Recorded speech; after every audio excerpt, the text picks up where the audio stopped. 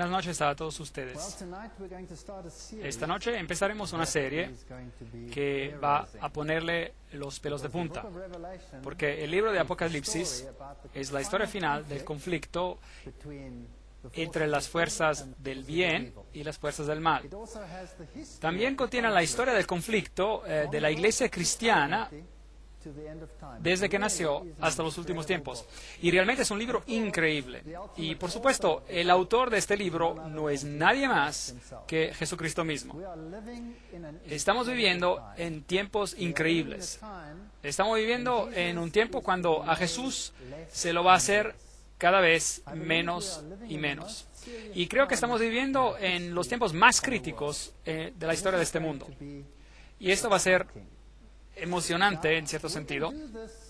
Ahora podemos estudiar este libro de una manera ligera o podemos hacerlo de una manera más directa.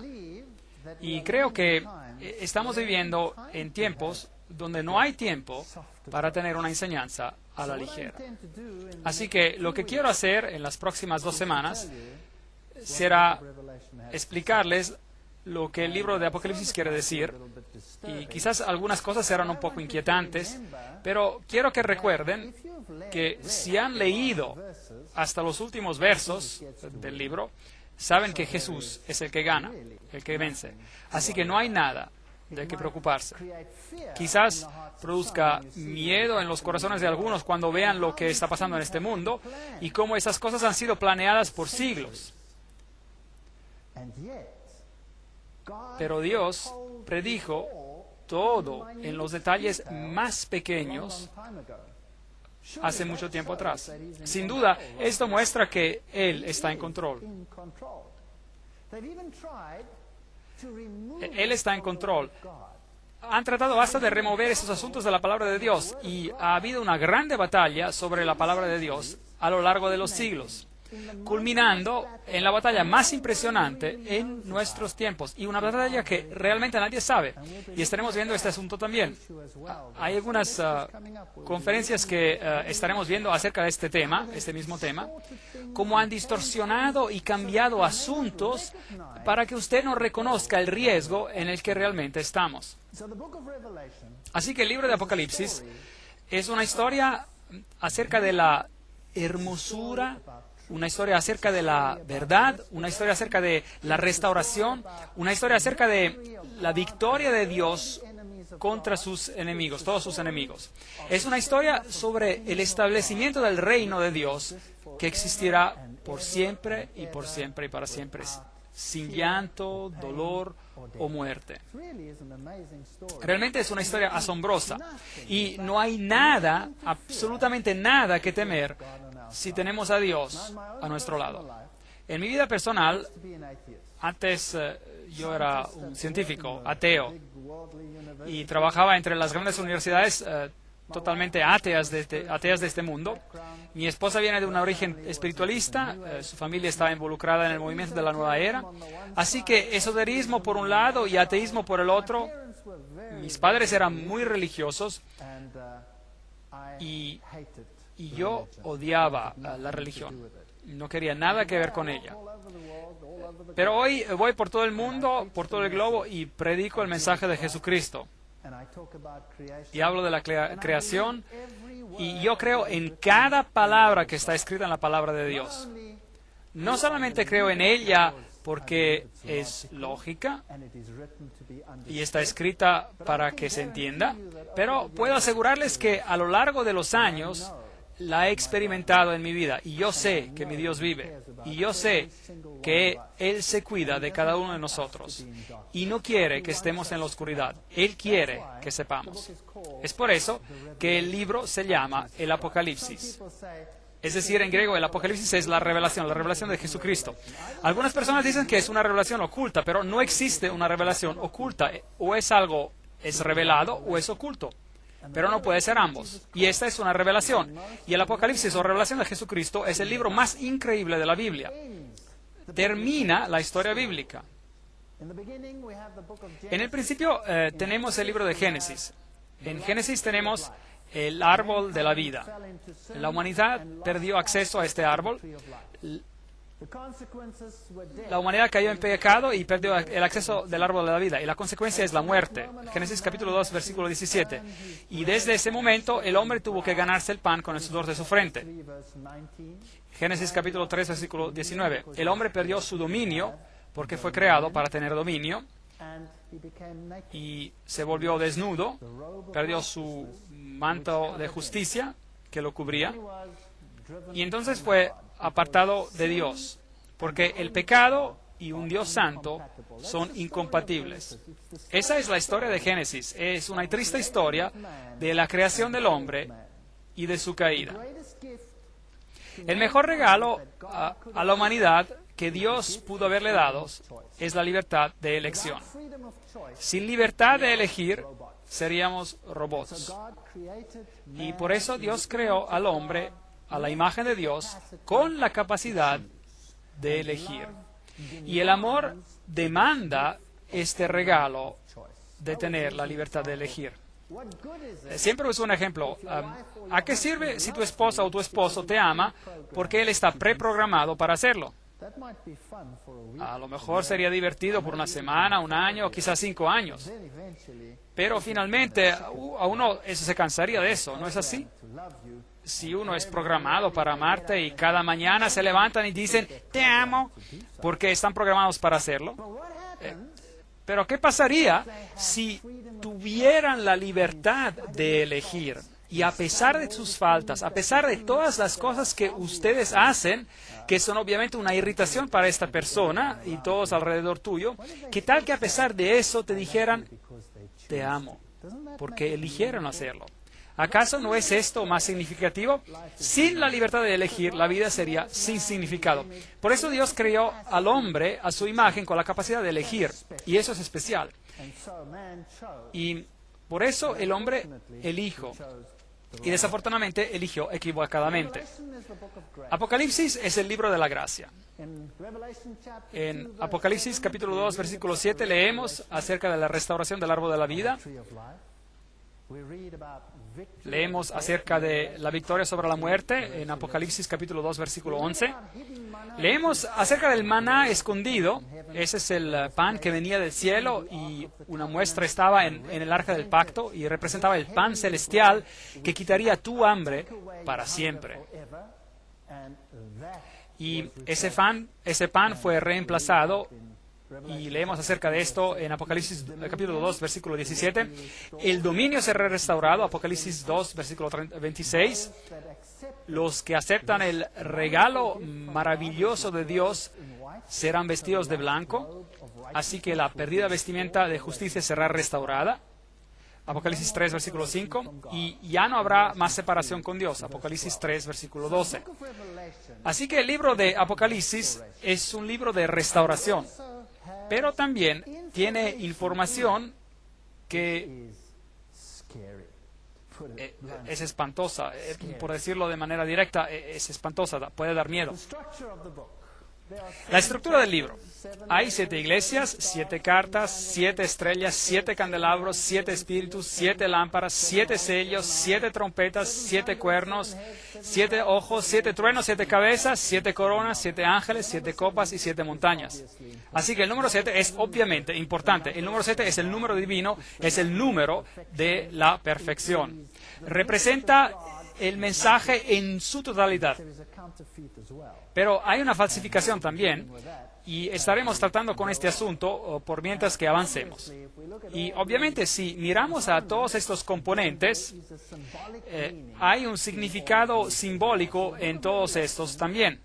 Así que el libro de Apocalipsis usa un lenguaje simbólico. ¿Y de dónde viene el lenguaje simbólico? Viene del Antiguo Testamento. Así que sin el Antiguo Testamento no podríamos entender el libro de Apocalipsis.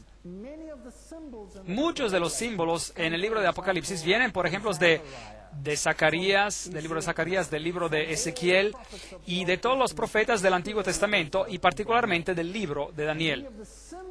Y muchos de los símbolos que encontramos en el libro de Apocalipsis los encontramos en el libro de Daniel.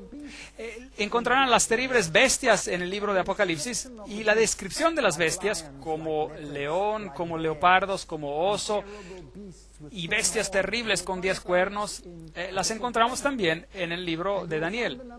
Y encontramos el número 7 en el libro de Daniel. Y si lee Daniel capítulo 7, por ejemplo, encontrará bestias ahí en este capítulo, y si cuenta las cabezas de las bestias que son mencionadas en Daniel capítulo 7, encontrará 7 cabezas.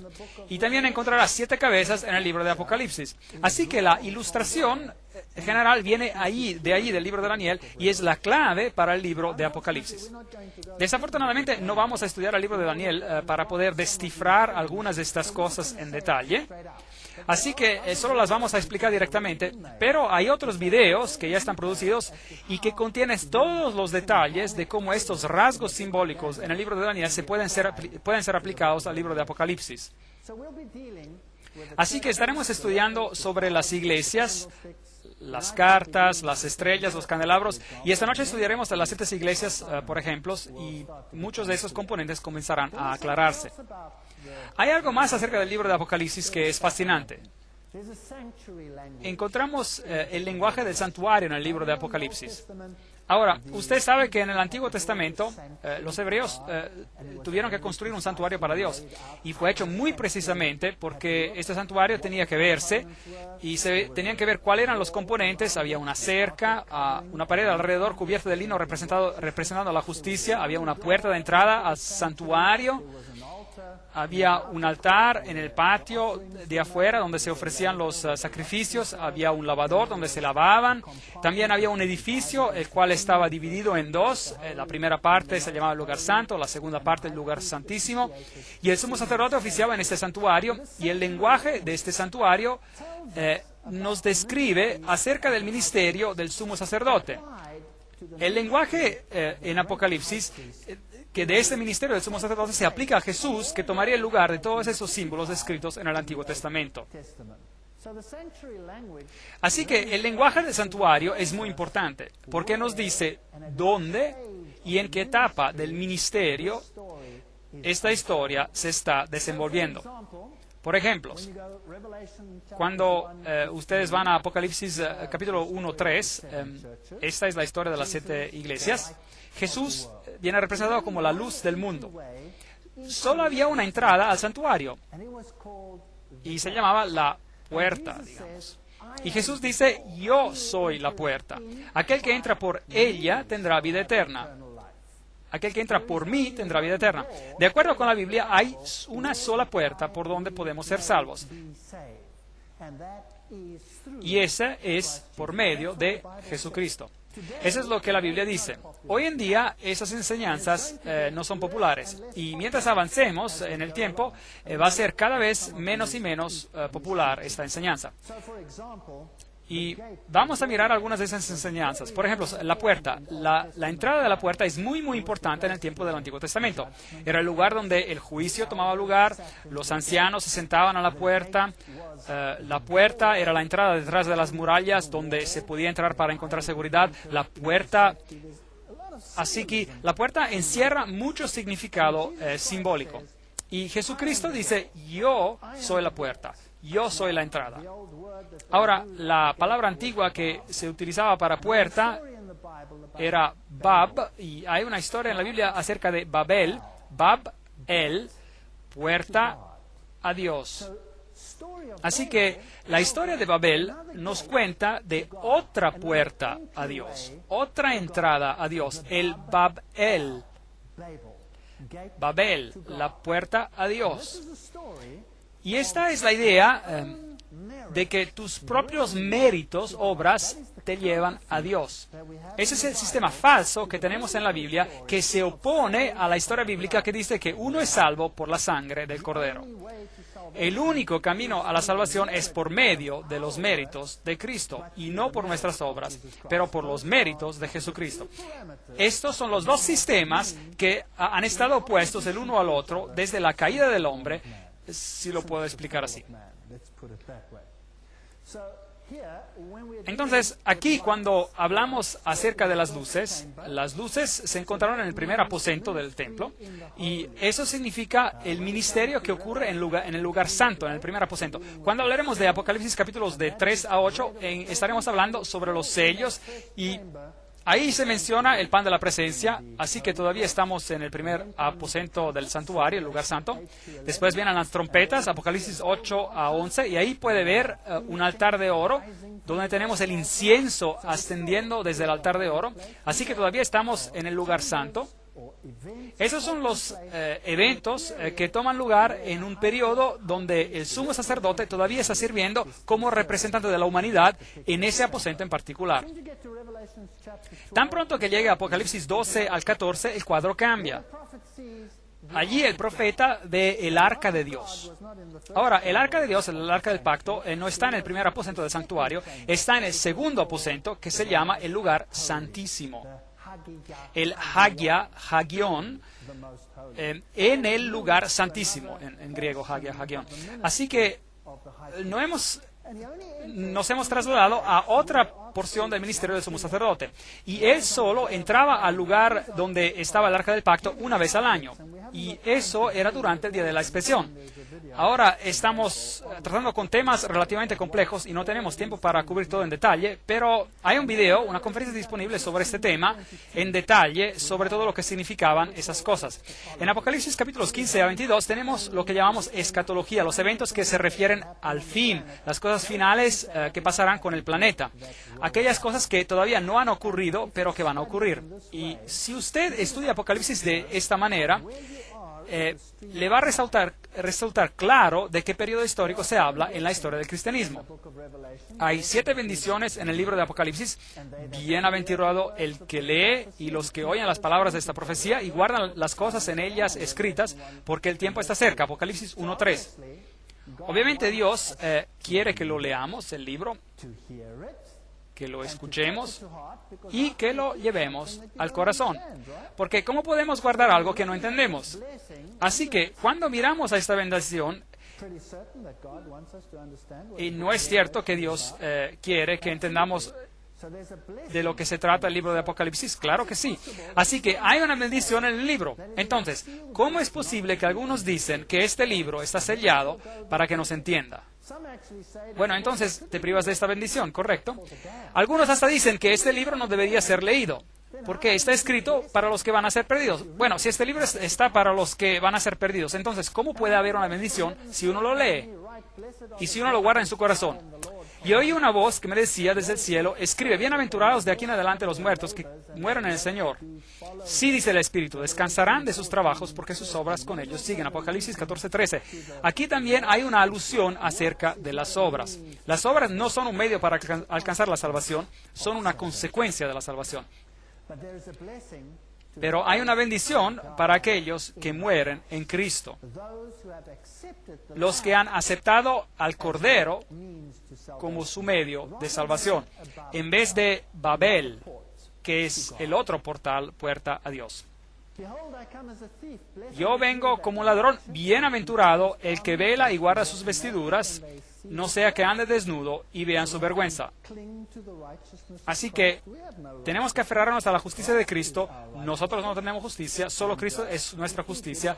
Y si renunciamos a esta idea y renunciamos a la esperanza de su venida para salvar a aquellos que son de Él, entonces las posibilidades son que andaremos desnudos.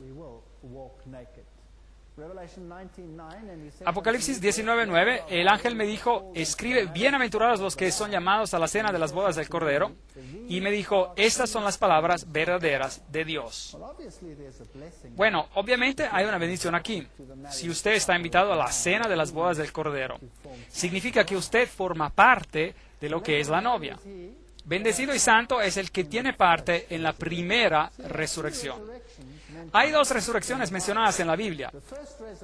La primera resurrección es la resurrección de aquellos que mueren en Cristo y toman parte en esta fiesta de bodas.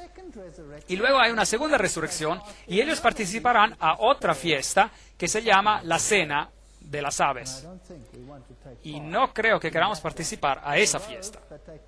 Así que aquellos que son parte de la primera resurrección serán los que van a ser sacerdotes de Dios y de Cristo y reinarán con Él por 1000 años. Aquí tenemos el periodo del milenio. Las 7 bendiciones, vengo pronto, bienaventurado el que guarda las palabras de la profecía de este libro. Apocalipsis 22:7.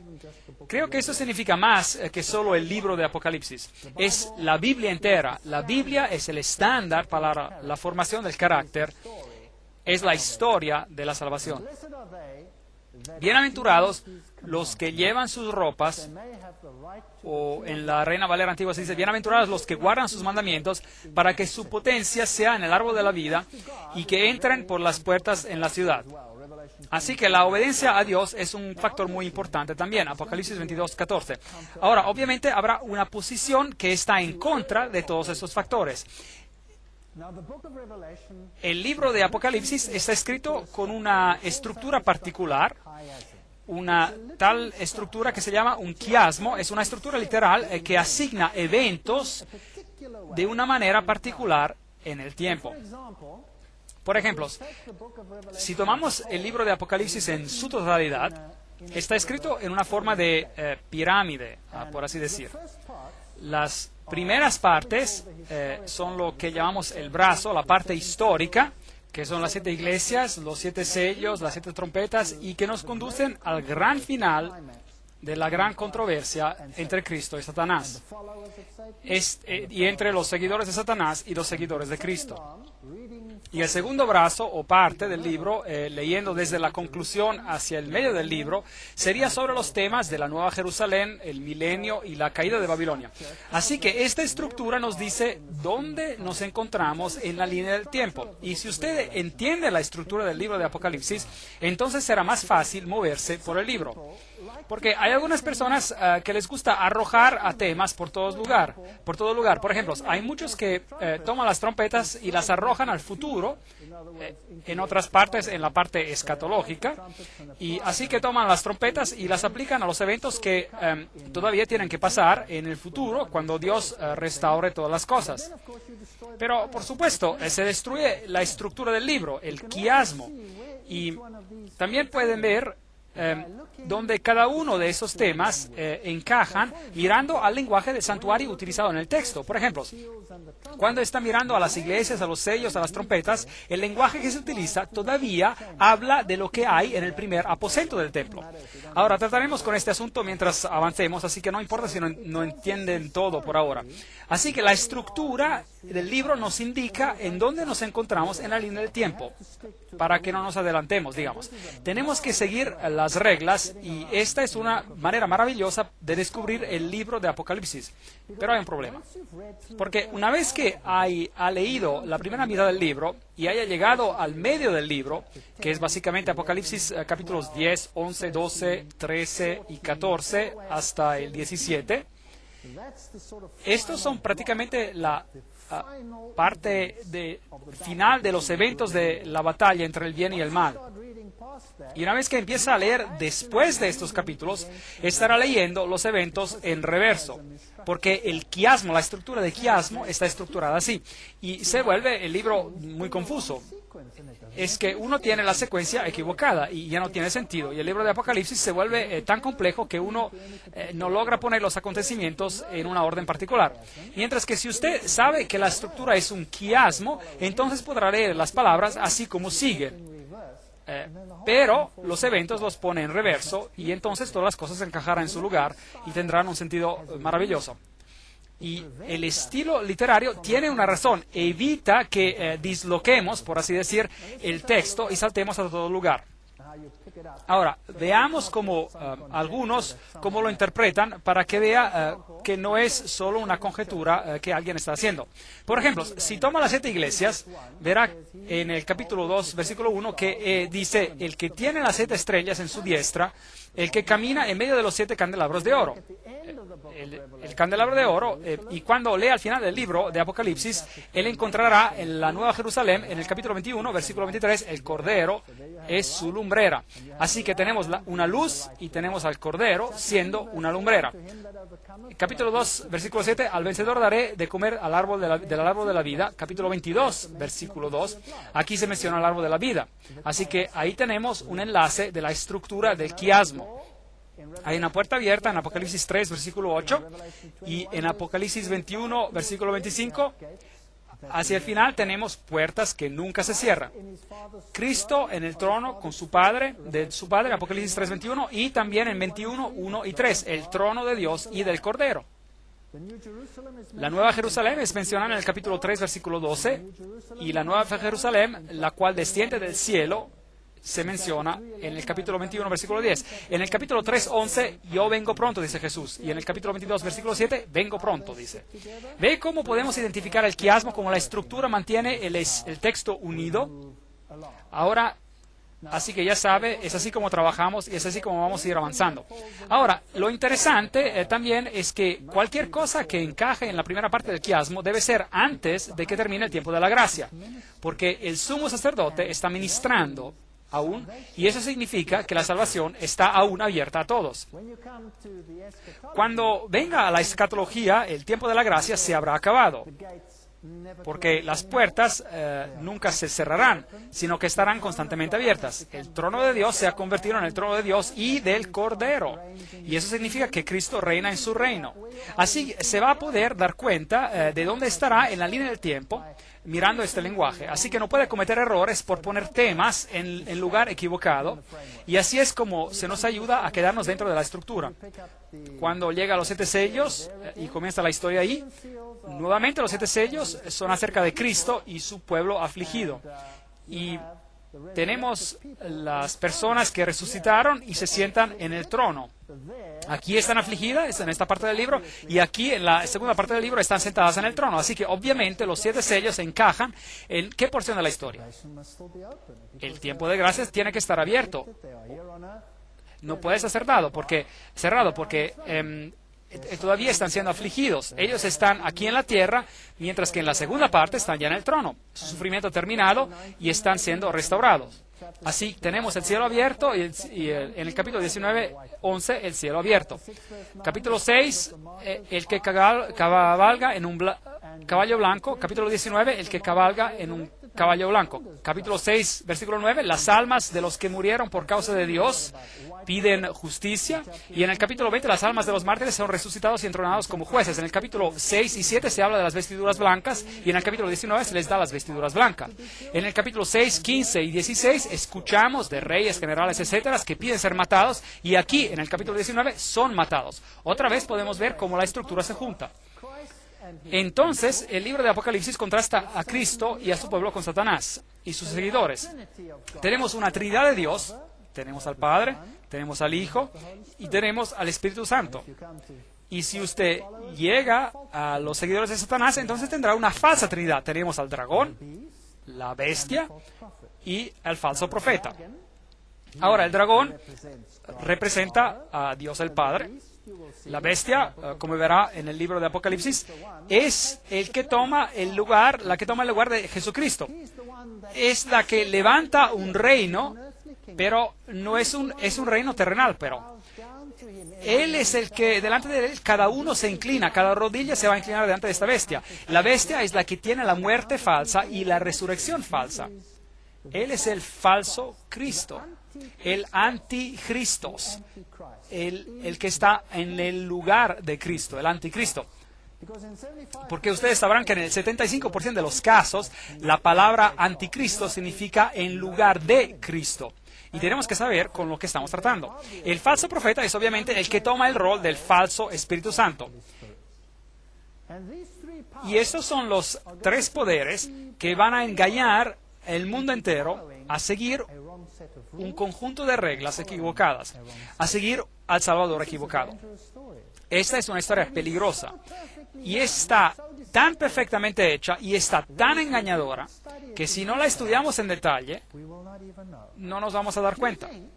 ¿Usted piensa que el mundo hoy en día está por la mayoría engañado? ¿Sí o no? Absolutamente sí. De eso habla el libro de Apocalipsis. ¿Qué es lo que Jesús dijo a sus discípulos cuando se le acercaron a preguntar, ¿cuál es la señal de tu venida y de los últimos días? ¿Qué fue lo primero que Jesús dijo? Él dijo, cuidado que no seáis engañados. El engaño es cómo funciona este asunto. En las conferencias que vienen a continuación estaremos tratando acerca del engaño como probablemente nunca antes lo han escuchado. Estaremos hablando de cosas que les pondrán los pelos de punta. Así que no se pierdan las conferencias que van a seguir. Vamos a hablar de cosas que son hechas en secreto. ¿Quién hace cosas en secreto? Claro, Jesús dice, yo no he hecho nada en secreto. Pero hay muchas cosas que se hacen en secreto. Y este mundo, y no se engañen, es gobernado por sociedades secretas. Así que tendremos que ver a las sociedades secretas porque el libro de Apocalipsis es acerca de lo que pasa en secreto. Todo el poder al Hijo y todo el poder a la bestia. ¿Acá ven el contraste? Hebreos 1.8, Apocalipsis 6.2, todo el poder del Hijo. Y el sistema falsificado dice, todo el poder a la bestia. Las llaves a la muerte y del infierno, las llaves del abismo, Apocalipsis 9.1 y 1.18. Aquí tenemos el contraste entre Cristo y sus seguidores y contra Satanás y sus seguidores. Y tendremos que ser muy meticulosos para separarlos. ¿Quién es semejante a Dios? Isaías 40:18. ¿Quién es como la bestia? Apocalipsis 13:4. Así que el poder de la bestia es amenazante. Tenemos que vigilarlo.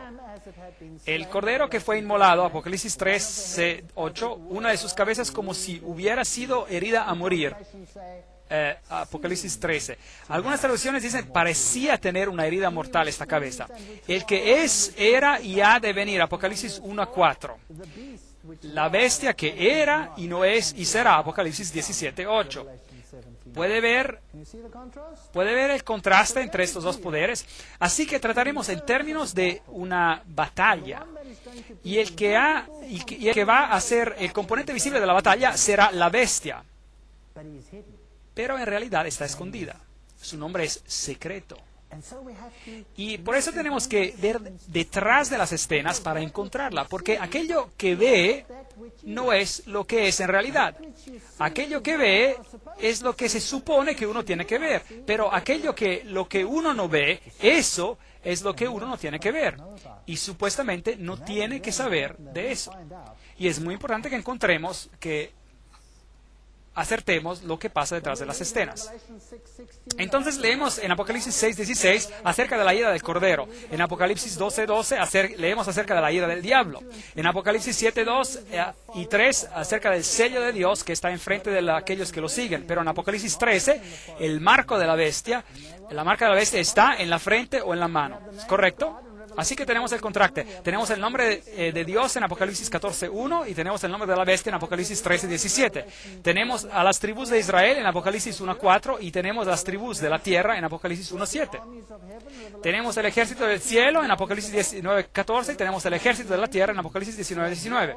Tenemos guerra en contra de Satanás y su gente y tenemos guerra en contra de Cristo y sus seguidores. Apocalipsis 12:17 y etcétera. Así que hay una batalla. Esa es una guerra. Esa es una historia acerca de una guerra. Tenemos una cena del Cordero, tenemos una cena de los aves, para los aves. Tenemos la boda del Cordero, tenemos la prostituta de Babilonia. Tenemos a los apóstoles del Cordero, tenemos a los falsos apóstoles. Tenemos la Jerusalén de Dios y tenemos a Babilonia, la iglesia de Satanás. Y tenemos el soberano del cielo, tierra y mar, y tenemos a la bestia que sale del mar, a la bestia que sale de la tierra y al dragón. Así que tenemos todos esos contrastes en el libro de Apocalipsis. Si leemos el libro de Jeremías, entonces tenemos una historia como símbolo, como tipo, acerca de lo que es esta gran batalla. Había una historia donde había una guerra real entre Babilonia y el pueblo de Dios. Y el profeta Jeremías les advirtió al pueblo de Israel contra la venida de Babilonia, la venida de Babilonia. ¿Y le gustó al pueblo el mensaje de Jeremías? No les gustó ni un poquito. Lo bajaron a una cisterna al profeta, lo golpearon y lo pusieron en cepo. Hicieron toda clase de cosas terribles al pobre profeta Jeremías. No les gustaba el mensaje y de hecho nada ha cambiado en hoy día. Jeremías 2:11. ¿Acaso alguna nación ha cambiado sus dioses, aunque estos no son dioses? Y sin embargo mi pueblo ha cambiado su gloria por lo que no aprovecha. Esta batalla es acerca del pueblo de Dios. Espantaos, cielos, sobre estos, y horrorizaos, pasmaos en gran manera, dice Jehová, porque dos males ha hecho mi pueblo. Me dejaron a mí, fuente de agua viva, y cavaron para cisternas rotas que no retienen el agua. Hay una historia literal de lo que pasó a Jerusalén en contra Babilonia. ¿Usted cree que lo mismo puede pasar en nuestros tiempos? ¿Cree que es posible? ¿Cree que Apocalipsis quizás nos está tratando de decir algo? Jeremías 2:26. ¿Cómo se avergüenza el ladrón cuando es descubierto? Así se avergonzará la casa de Israel. Ellos, sus reyes, sus príncipes, sus sacerdotes y sus profetas, que dicen a un leño, mi padre eres tú, y a una piedra, tú me has engendrado. Me volvieron a la espalda y no el rostro. Pero en el tiempo de su calamidad dicen, levántate y líbranos. Así que están mirando hacia el este. Están adorando a una deidad diferente. ¿Y dónde están tus dioses que hiciste para ti? Levántense ellos a ver si pueden librarte en el tiempo de tu aflicción. Porque según el número de tus ciudades, Judá, han sido tus dioses. Ellos tienen muchos ídolos, ¿sí o no? Sí, claro que sí. ¿Y usted cree que habrá muchos ídolos también en los últimos días? Yo creo que sí. Deuteronomio 4:28. Allí, en la cautividad, serviréis a dioses hechos por manos de hombre y de madera y de piedra, que no ven, no oyen, ni comen, ni huelen. Daniel 5:23. Sino que contra el Señor del cielo te has ensoberbecido, hiciste traer ante ti los vasos de su casa, y tú y tus grandes, tus mujeres y tus concubinas bebisteis vino de ellos. Además dices alabanza a dioses de plata y oro y de bronce, de hierro, de madera y de piedra, que ni ven, ni oyen, ni saben, pero nunca honraste a tu Dios, en cuya mano está tu vida y de quien son todos tus caminos. Lo mismo va a pasar en nuestros tiempos. Antes adoraban a ídolos y hoy también tenemos ídolos. No hay diferencia. Vayamos a los tiempos antiguos y les daré un bosquejo de cómo se veían las estructuras antiguas. Este es un lugar antiguo que se llama Euripa y está en Siria. Aquí se encuentran ruinas de la ciudad antigua. Ahora podríamos ir allí con esta forma de transporte, pero parecía un poco frágil. Así que optamos por este vehículo lujoso aquí. Y de hecho manejamos centenares y centenares de kilómetros con este viejo Mercedes a este lugar en particular. Y así es como se ve. Y parece que está totalmente destrozado. No podía creer que un coche como este aún funciona. Y tiene ahí una etiqueta interesante que dice, coche fuerte, más rápido. Bueno, este hombre árabe nos llevó a esta ciudad antigua. Y aquí podemos encontrar la puerta principal, las torres y las casas y los templos de Adonis y el templo de Zeus, de Júpiter y toda la ciudadela antigua. Esta era una ciudad construida después de la formación del cristianismo. Y en esa ciudad tenían una iglesia cristiana. Es muy interesante. Y si mira las fundaciones, eso es lo que era, solo un cuarto pequeño, y es obviamente en este lugar donde los cristianos se reunían. Y en el mismo pueblo había otros templos. Así que la gente visitaba el templo de Adonis, por ejemplo. Él era el hijo de Dios, por así decir. Aquí había una falsificación del hijo de Dios. ¿Y cómo se veía? Bueno, ¿y cómo se veía este templo? Bueno, solo tiene que ver las fundaciones. Obviamente aquí estaba el edificio, se entraba por aquí, había una pared central con pasillos, dos pasillos al lado, y aquí había dos pilares separando este pasillo de los pasillos del lado, y habían altares en los pasillos y había un altar principal en el medio. Ahora, ¿quién construye así hoy? Cada catedral en la faz de la tierra tiene esta estructura. Cada catedral. ¿No es interesante? Ahora, podríamos ir en gran detalle, pero no lo haremos.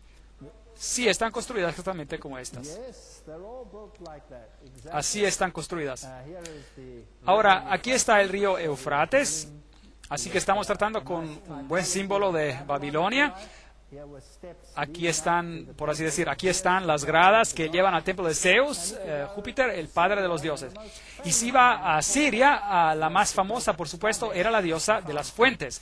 Y esta es la ciudad donde están excavando Mari y están encontrando algunas cosas muy interesantes ahí abajo. Construyeron con barro, por ejemplo, o ladrillo de barro. Y la Biblia nos dice que Babilonia estaba construida con ladrillo de barro. Aquí está el templo de Baco. Está en Líbano. Y es fascinante lo que se encuentra allí. Ese es un pilar, un tremendo, grandísimo pilar encontrado en Baalbek. Este era el pilar más largo del mundo hasta que encontraron otro. Este fue descubierto en el 93. Y cómo puede ver el tamaño de un hombre al lado de este. Y este soy yo. Estoy tratando de levantar el pilar, bueno, por decir, pero es bien grande, gigante. No se pueden imaginar el tamaño de estas estructuras. Estos en realidad no son pilares. Aquí está uno que fue rechazado, hay un hombre parado allí como escala, y transportaron a esas columnas y las integraron en sus templos. Aquí hay una acostada, las rocas de fundamento de aquí son dos bloques gigantes, ¿Cómo las transportaron? Nadie sabe. Ese es el templo de Baco, que solía ser el templo de Baal, por eso el pueblo todavía se llama Baalbek.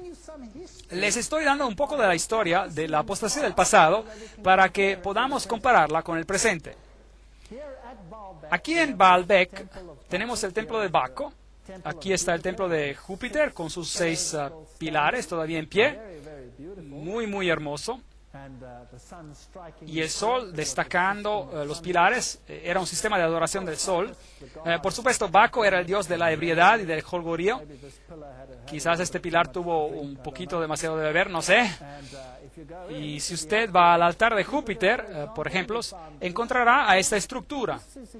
Esto es exactamente como el dios Quetzalcóatl que se ve en Sudamérica es. Así que ya saben de dónde vino la religión de Sudamérica. Luego tenemos a Venus con leones con alas a los lados. La Biblia habla del león con alas de águila como el símbolo de Babilonia. Y tenemos esta estructura por aquí, el círculo con una cruz. Este era un símbolo de Baal. Se encuentra en muchas iglesias hoy en día. Y si usted va al templo de Júpiter, más allá encontrará algunas estructuras interesantes. Leones nuevamente, ciertos relieves en los pilares. Tenemos estas cruces gamadas en todo lugar. Eran símbolos de la adoración del sol. Allí están un poco agrandadas, ahí las ven. Encontrará esta misma cruz gamada bajo el pie de Buda. El budismo usa exactamente el mismo símbolo que era usado en el templo de Baal. Lo encontrará en relieves romanos en los tiempos antiguos. Allí lo encontrará hasta en los tiempos de los hititas. La cruz gamada. Encontrará el símbolo del círculo con un punto en él, usado también en la antigüedad. Encontrará altares y pilares de sacrificio. 3 arcos con 3 deidades en él. Normalmente esos dioses eran el Padre, la Madre y el Hijo en él. Aquí tenemos otro símbolo interesante que es usado hoy en día. Búhos y halcones son muy populares. Y estructuras interesantes como esta, por ejemplo. Bueno, ¿qué me dirían? ¿Qué es esa estructura? Parece a la estrella de David, ¿no es así? Ahora, la estrella de David no tiene nada que ver con David. Ni tú ni yo la encontraremos a la estrella de David en la Biblia. Esta era una estrella usada durante los tiempos de los hititas. Este era un símbolo de Baal. Encontrará que Islam la utiliza. Ahí está el nombre de Alá en el hexagrama. Y aquí la encontrará en el hinduismo. Lo utiliza. Y era utilizada en la adoración de Baal. La media luna con la estrella, o la luna Oz, como es usada en el Islam. Ahí la encontrará como se usaba entre los hititas. Este símbolo por aquí, bueno, este lo encontrará usado en la NATO. La NATO hoy en día. Ángeles, cerdos, una mujer con una minifalda y con una copa de oro en su mano. Estos símbolos nos dicen que los símbolos en el templo de Baal eran idénticos al simbolismo mencionado en el Apocalipsis y en el mundo hoy en día, de hecho. Y vamos a comparar en el tiempo que compartamos juntos lo que pasó entonces y lo que está pasando hoy. Una gran apostasía existía hacia Dios en el pasado y una gran apostasía existe hoy en día. Se está destronando a Cristo hoy, así como Él ha sido destronado en el pasado. Es tiempo de ponerlo a Jesús otra vez en el centro y de darle el lugar correcto.